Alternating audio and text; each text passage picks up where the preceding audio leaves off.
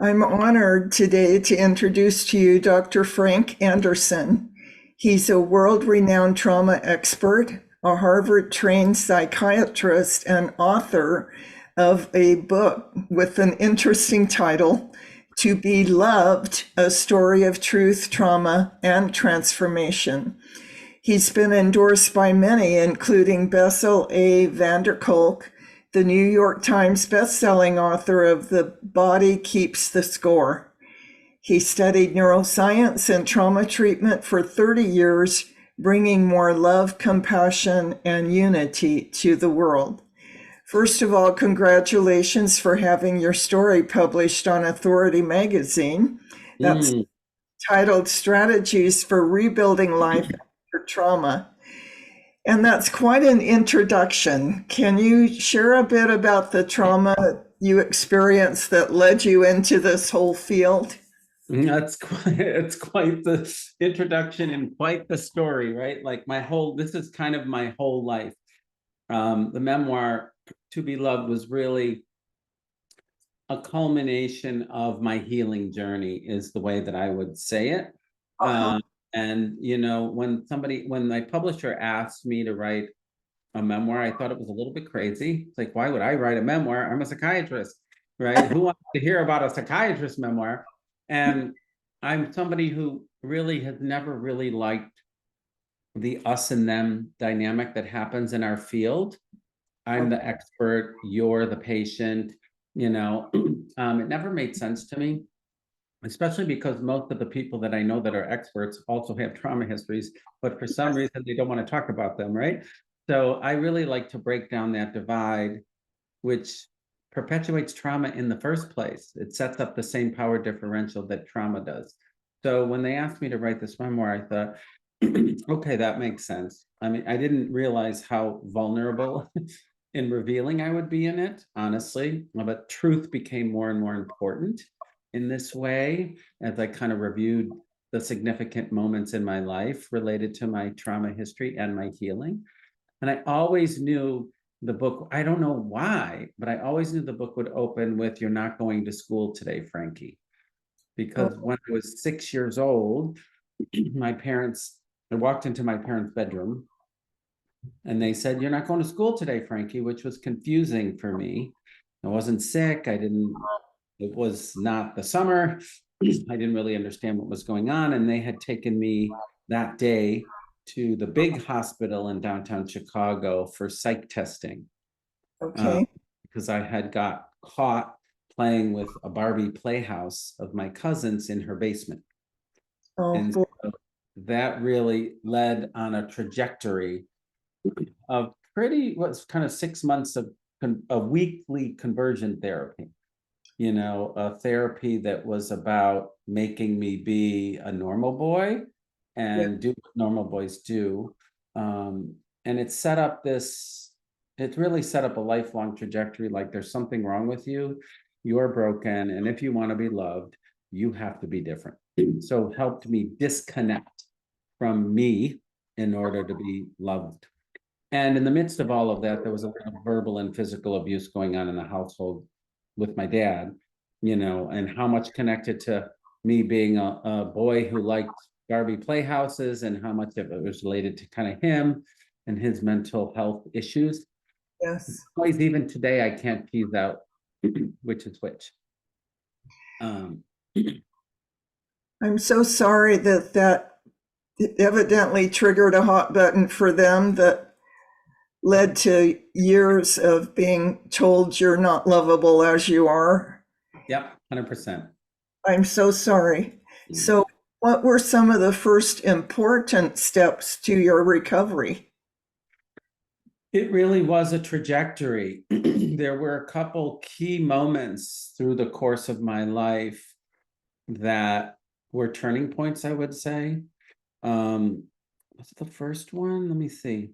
The first one probably was a very close neighbor friend of ours, our next door neighbor, who struggled with mental health issues at a very young age.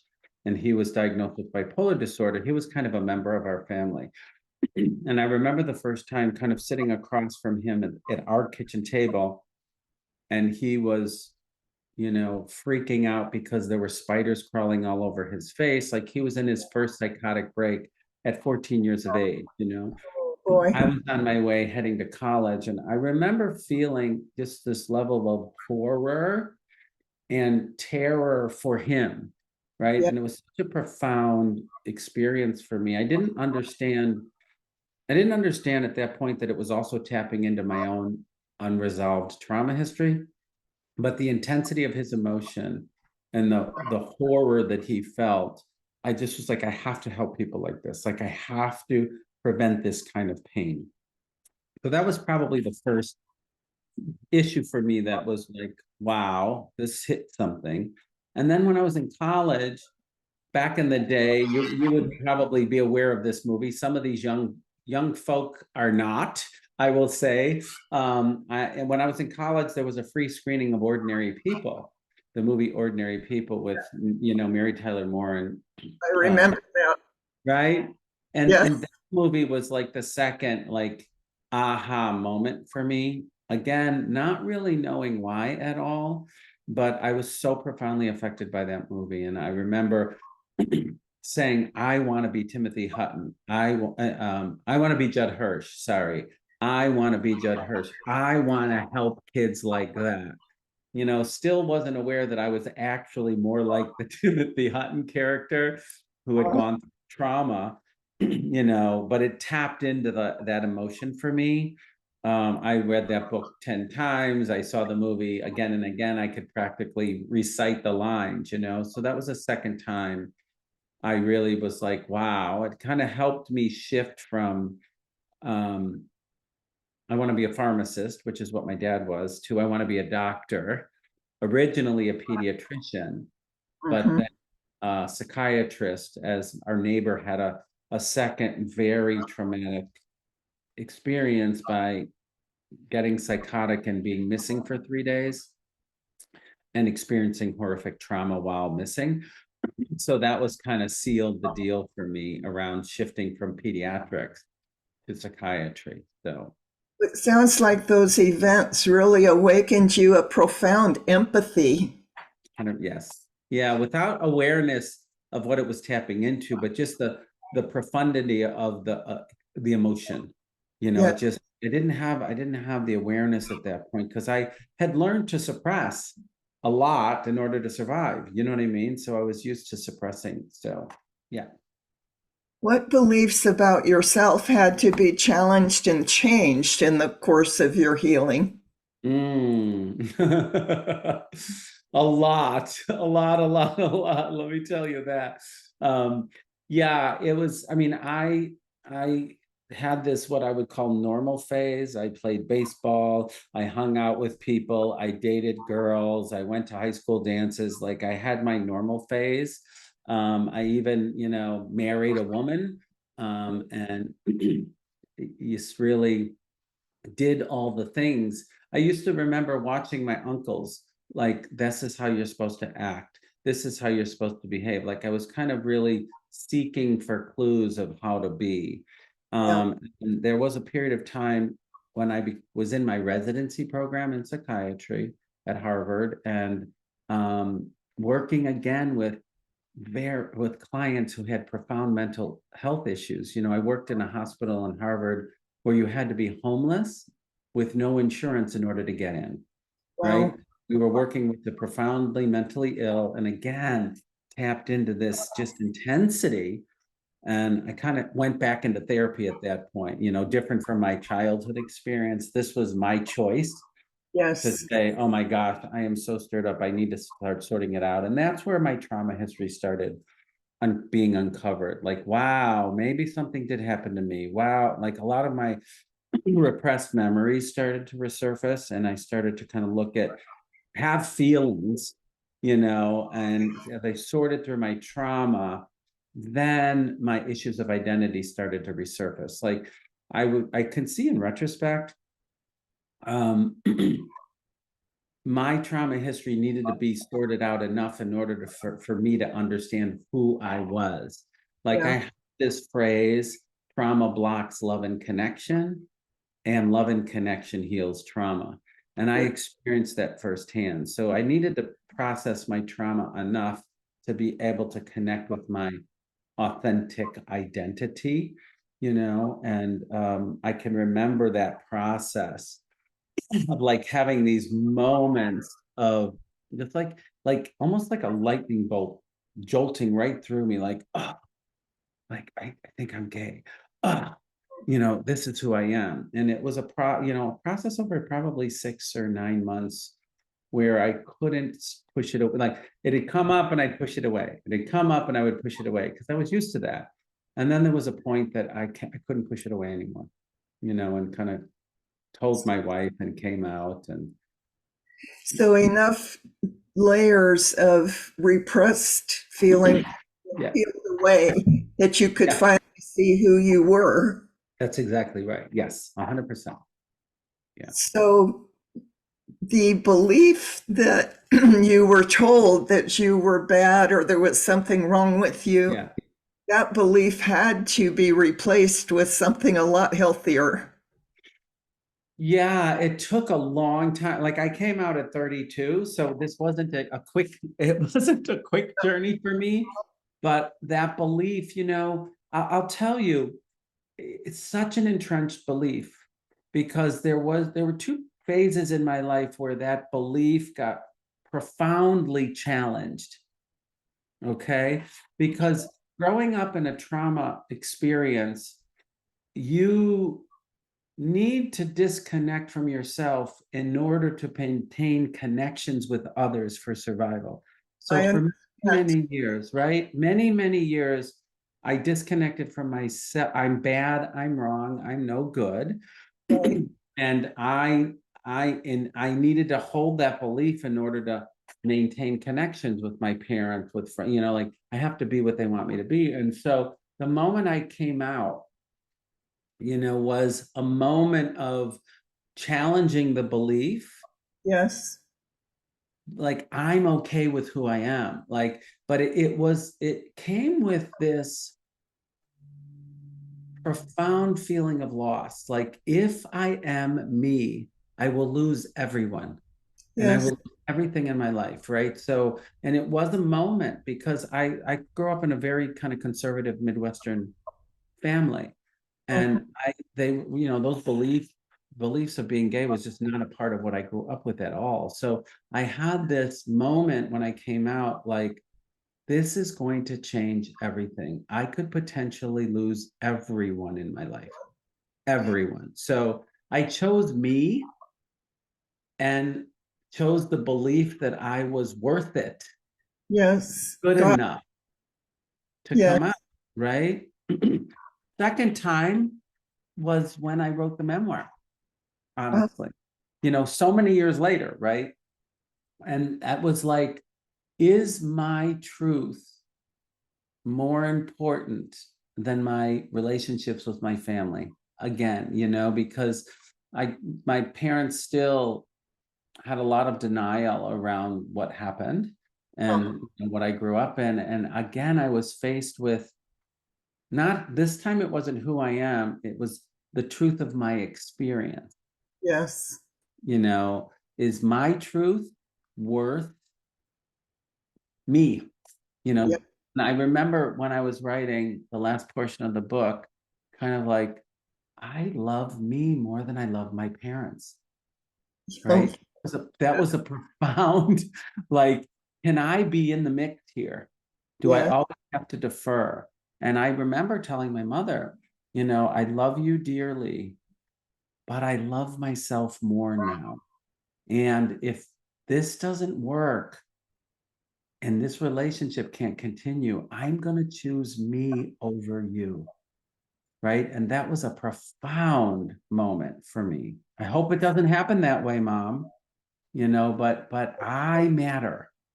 So it's these wounds, these profound wounds of I'm no good, I'm unlovable, that I have challenged throughout the course of my life in a way that now, honestly, if you don't like me, it's fine because that's about you.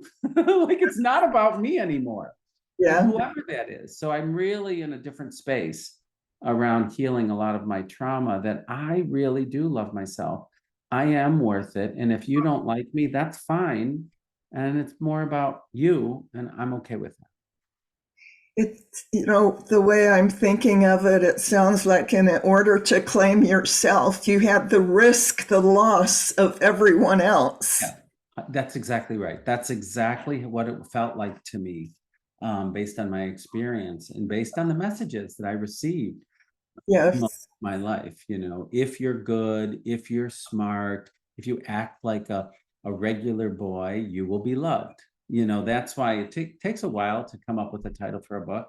But when that hit me, I was like chills throughout my whole body. I was like, yes, that's, everybody in this world wants to be loved. And I've spent most of my whole life being someone else in order to have that.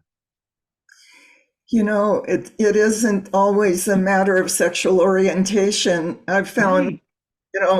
the Yes. same was true for me. Yes. I put on Yes. this facade because I thought that's who I had to be in order to be That's right. accepted in my family. That's right. It's a So, universal theme. It's not just about orientation. Absolutely. It's a universal theme. Am I lovable for who I am? yes. Oh, gosh. I really admire your courage. And I know that a healing journey doesn't happen quickly. It happens layers, it happens over years. But I'm so glad you finally were led to write that book. Yeah. How has your relationship, you said your parents are still in somewhat denial, but Yes. you evidently, am I reading it correctly, that you have a relationship with them of some kind? Well, yes. So part of what was so profound in writing my memoir is that my life was unfolding in real time while I was writing the memoir. That was a very profound experience. And my father was very sick a couple years ago, and I would travel back and forth from Boston, where I lived now, to Chicago to help take care of him in his old, frail state. Yeah, And so there was a profound experience of real, like the last layer of healing and forgiveness relative to him. We had an amazing end of his life healing moment, I think, for both of us, I would say. um, I was able to, the last time I saw him, I was able to feel love from and for him for the first wow, time in my life. And what it a, was an enormous gift. It was an enormous gift. So there was, for me, peace and closure around the death of my dad 2 years ago now. And he was at a point where he was facing the end of his life, and stripped away everything other than what truly mattered for him. you yeah, know so it was a profound experience. And my mom is still, I mean, my mom is in my life, and it's still very hard for her. I said a couple months ago, when the book was first being released, Mom, can you love Dad and love me? Like, can you hold both? yeah, Because I know my mom loves me, and I know she loves her husband dearly, and holding those two things with the way he treated me was hard for her to kind of comprehend. But I think she's navigating. I think she said, we need to be in each other's life no matter what. You're my son and I love you. And I said, okay, I'm okay, open to that. Okay, I'm open to that. And that also means that I'm not going to not be who I am or not have my truth in yes, order to have a relationship with you. And we're navigating that now. We're really in the midst of kind of working into a new normal yes, around holding this and, uh-huh. right? Holding the and. Well, what an amazing journey you've had. And I'm so glad that you were able to write the memoir, because I know it will speak to a lot of people that have, like me, during the early years of my life, Yes. tried to act the way I thought I had to in order to be loved by my family. So It's many people, well, go ahead, sorry. it's just taken years and years of peeling back one layer after another. Yeah. Finally say, I'm not who my dad wanted me to be, but I And like that's who okay. I am. Yeah, yeah. And that's okay. It's been a profound journey. And I have so many people reach out to me exactly in the way that you're talking about. Oh my goodness, I relate to this book so much. Like, not people that are gay at all, Right. many people who are not, who have had those, they're universal experiences is the way that I talk about them. It's not specific to orientation at all.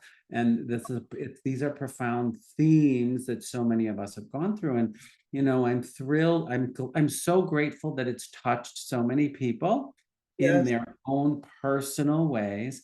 And I'm thrilled to say that that we have the adaptation to the movie version being worked on. So it's going to be able to just reach that many more people. I'm so thrilled about that too, because it is a universal message Yes. of It is. to be loved, and all that we do in order to achieve that for all kinds of reasons, right? All the things we've been through, we suppress, we work through, we repeat, Mhm. right? So much in our lives. So I'm so grateful to have this growing platform to get this message out. Where can viewers of this video or readers of your article find your book? Yes. So the book, now I can say, my book is available where all books are sold. Like now, I've written 2 other books that were kind of for therapists to learn how to work with trauma. And now this book is on, Barnes and Noble, Amazon, Pessy.com is the publishing book.